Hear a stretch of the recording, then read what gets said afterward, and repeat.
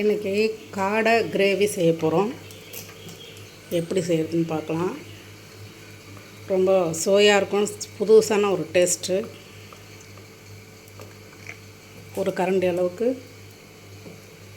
எண்ணெய் விட்டுக்கலாம். அரை கப்பு சின்ன வெங்காயம், ஒரு கப்பு பெரிய வெங்காயம் கொஞ்சம் அதிகமாக போடணும். அப்போ தான் இந்த காடை கிரேவி ரொம்ப நல்லாயிருக்கும். அப்புறம் கொஞ்சம் கருவேப்பிலை.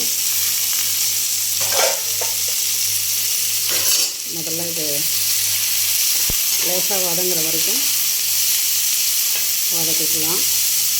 ஒரு கண்ணாடி பதம் வரட்டும்.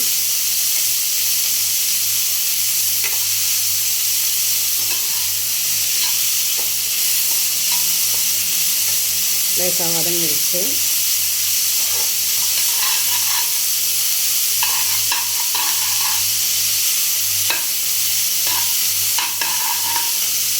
அப்புறம் இஞ்சி பூண்டு, பட்டை, லவங்கம், கொஞ்சம் சோம்பு, மிளகு இதெல்லாம் போட்டு ஒரு கரம் மசாலா அரைச்சிருக்கோம் ஒரு பேஸ்ட்டு, அதையும் போட்டு நல்லா வதக்கிக்கலாம்.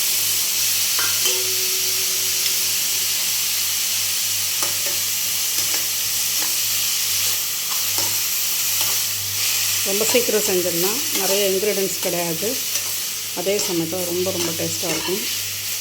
இது ரொம்ப தேங்காயெலாம் வைக்கக்கூடாது.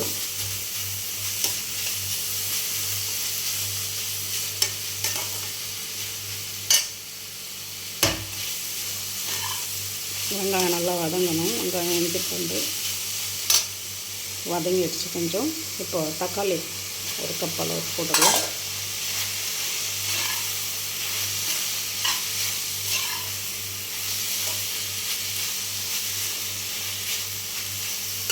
இதோட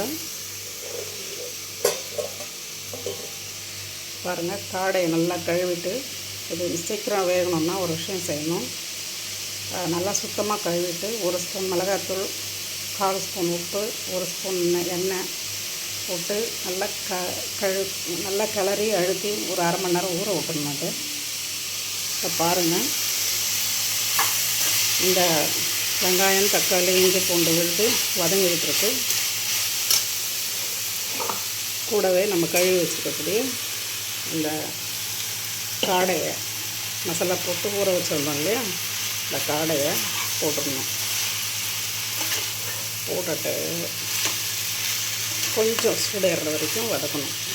ஏன்னா அப்போ தான் அந்த ஒரு உப்பு காரம் அந்த காடைக்குள்ளே இப்போ ஏறுறது தான். ஏற்கனவே நம்ம ஒரு அரை ஸ்பூன் போட்டு உப்பு போட்டதுனால இப்போ கொஞ்சம் கம்மியாக ஒரு அரை ஸ்பூன் அளவுக்கு உப்பு போட்டுக்கலாம். மிளகாய்த்தூள், இதில் தனியாக எல்லாம் சேர்த்து அரைச்சது தான். அது குழம்பு மிளகாய்த்தூள் ரொம்ப காரமாக இருக்காது. எனவே இது ஒரு 2.5 ஸ்பூன் போட்டுக்கலாம். மறுபடியும் நிறைய தொக்கு கிடைக்கும். சாப்பாட்டில் போட்டு அப்படியே பசங்க சாப்பிட்லாம். இது கொஞ்சம் சூடேறினா போதும். ஒரு 2 மினிட்ஸ் வதக்கினா போதும். கொஞ்சம் சூடேறி அந்த உப்பு காரம் இந்த காடைக்குள்ளே இறங்கணும். அது வரைக்கும் கொஞ்சம் வதக்கணும்.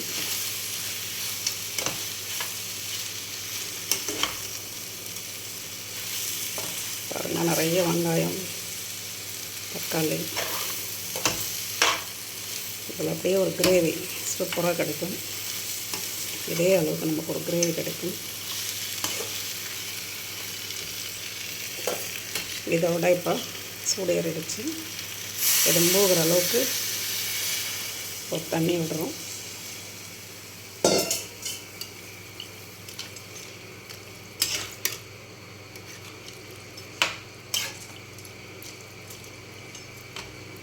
ஒரு 10 மினிட்ஸில் அது வெந்துடும். வெந்த பிறகு பாருங்கள், கொஞ்சமே ஒரு 2 பத்தை தேங்காய் ஊற்றுனீங்கன்னா கத்திரி இவ்வளோ தான் கிடைக்கும். கொஞ்சோண்டு தேங்காய் சார்ந்திருந்தால் போதும். இது வந்த பிறகு இதை ஊற்றி ஒரு கொதி விட்டு இறக்குனா போதும். காடை கிரேவி ரொம்ப டேஸ்ட்டாக இருக்கும். தண்ணியெல்லாம் இருக்கக்கூடாது. லேசாக கிரேவி பதமானதும் நிறுத்திட வேண்டியது தான். தேங்க்யூ.